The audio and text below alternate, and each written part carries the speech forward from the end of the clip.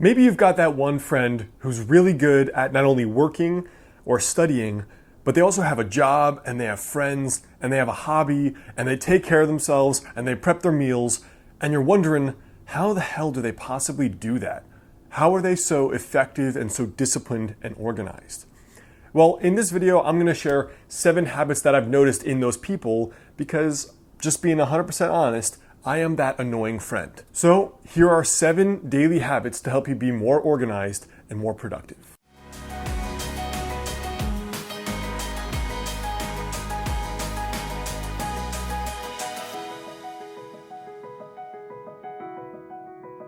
What's up guys, Alex Hine, author of the book Master the Day. Now I've included the first link below is for a free goal setting worksheet. Now that worksheet is gonna help you plan out how to have the best year ever of your life.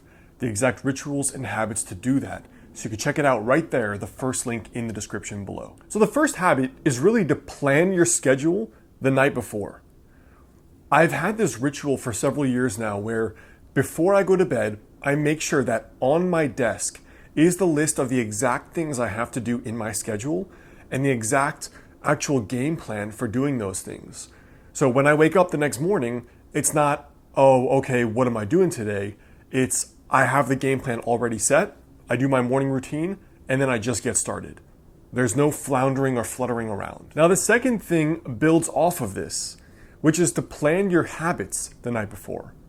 You know, a lot of people say that they want to get fit or they want to start cooking better or eating well, and yet when it comes to deciding the proper things, the proper habits and rituals to do that, we expect ourselves to make the right decision in the moment, which is the wrong way to go about it. You know, what I found to be the most effective is not only do I plan out my schedule the night before, so I may say 9 a.m. meeting, 12 p.m. lunch with friend, 9 p.m. salsa class, including my extracurricular stuff. I also say, these are my habits. So because I'm finishing my doctorate and I have my own company, I flip a piece of paper and on one side it says, these are the 3 habits of my business.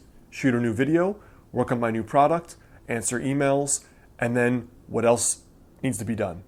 And then in school it says, study for these primary subjects. 40 minutes dedicated to this anatomy class, 40 minutes to this formulas class, 40 minutes to my clinical study. So I wake up the next day and not only am I crystal clear, this is the schedule of the day, I'm crystal clear, these are the exact habits and the timestamps for how much time they're gonna take me. The third ritual is to organize projects in EVERNOTE. So throughout life, there are daily things we have to do to stay functional. Shower, brush our teeth, iron our clothes, cook food, whatever. But there's also things that are ongoing projects that then are finished. You know, an ongoing project for me might be like writing my next book. That has a dedicated time period and then it's finished. So it occupies daily scheduled time and habits, but then it's done. Whereas other things like going to the gym or eating well or hanging out with friends and family, those are ongoing forever. The way I found to be really effective at getting projects done, whether they're personal or they're professional, is you find one spot to keep them organized. And for me, the one spot to keep them organized is in EVERNOTE. So any new book that I'm putting together, any new course I'm putting together, any new major pivot in my business I'm putting together, we document it in one huge EVERNOTE file. So for example, right now I'm planning to graduate with my doctorate and I'm going to be opening a private medical practice, probably in Los Angeles. So I've put together every intuition, hunch, resource, dream, all in one massive document. And that by itself is my game plan going forward. The fourth habit is to dedicate 1 hour a week dedicated to debriefing or kind of getting yourself resituated in life. So many of you know that I have a weekly mastermind call with a few other friends working on improving their lives and building businesses and just kind of consciously designing their life. But for me, the greatest value in that call is the very fact that I spend 1 hour per week reflecting on my whole life. And it's a documented, written out review I save in EVERNOTE. And I can refer to last week's, what I was working on, what didn't work, and what did work. But the point is, you use that to get reorganized. So how often is it true that you say you want to get fit or you want to work on a project or start a business or do something new in your life, like in the new year, but then a few weeks later, you're off track? To me, that only happens if you don't set aside a dedicated time of the week to reflect. Rather than once per year, once per day is even better, but once per week is something that's functional and practical. So you can reflect and say, you know what? I said I was going to get fit and go to the gym 4 times a week and cook 1 meal a day, but what got in the way was that every time I hang out with friends, we eat KFC or McDonald's. So I document that, and then I think, what's going to be my strategy for the next week? And that's a really easy way to problem solve and overcome those things. The 5th ritual is to clean before you work.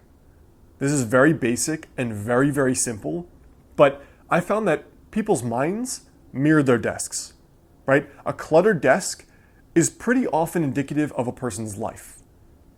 And a person's cluttered mind will then often be mirrored in a cluttered desk. I've showed my desk before here. It's a huge thing, and it's almost often always cleared of everything. It just has my monitor and a little notebook for whatever notes I'm writing down regarding the project that I'm working on. And I find that if I'm finding myself unproductive and just not getting things done, if all I do is I set a timer for 15 minutes, I clean my desk, I clean the whole room I'm working in, and I vacuum, I put down and pour a cup of tea, and I get just a notebook and the one project I'm working on. That feeling of clarity and decluttering is dramatic in how effective it is. So sometimes just by cleaning, and cleaning can be organizing, it can be strategizing, it can be metaphorical, not just literal, but doing that before you start working can be dramatic. The 6th ritual is, instead of trying to be more productive, try doing fewer things better. So I've had a lot of experience coaching hundreds of people, and one thing I find is that the more projects we say we want to work on, for example, the more habits you want to change about your life each week, the less likely we are to do any of them. So if you say, I'm going to change 10 habits, you're probably just going to change 1 to 3. But if you say, I'm just going to change 1 to 3 habits, chances are you can do all 3 habits. So I found that productivity is not about doing more, it's about doing less, but more of the right stuff. So in your life, there are probably only 1 to 3 activities that will result in the maximum happiness, and the maximum financial gain, and the maximum fulfillment, in the maximum best relationship, in the best friendships. Figure out what those 1 to 3 things are, and then cut all the rest of your schedule apart and just do those few things. The 7th productivity hack is unsexy, but undeniably effective, which is live from your calendar. I'm shocked by the number of people that just try to wing social events, private, public things. If you are really serious about your work life, your personal life, your fitness, your finances, etc., put all of it on your calendar. I mean, I literally have my work schedule, personal meetups for dinners, my hobbies like salsa, like judo. I have hikes in my calendar. I have financial analyses in my calendar once every 100 days. Go through your finances. What does it look like? All of that is in my calendar, and I live from that digital calendar. That is my whole existence. Because if you're serious about having a plan to improve yourself, if it's not there, where are the regular notifications to make sure that actually happens, right? So putting everything on your calendar and living from it means that you're serious about it. Even if it's just the gym or cooking dinner or time with a friend or church, put it there and live by it. So I hope these 7 rituals help you guys. I really do think that the essence of productivity is organization. And I never knew why I was so productive until I realized I'm naturally a very organized type A person.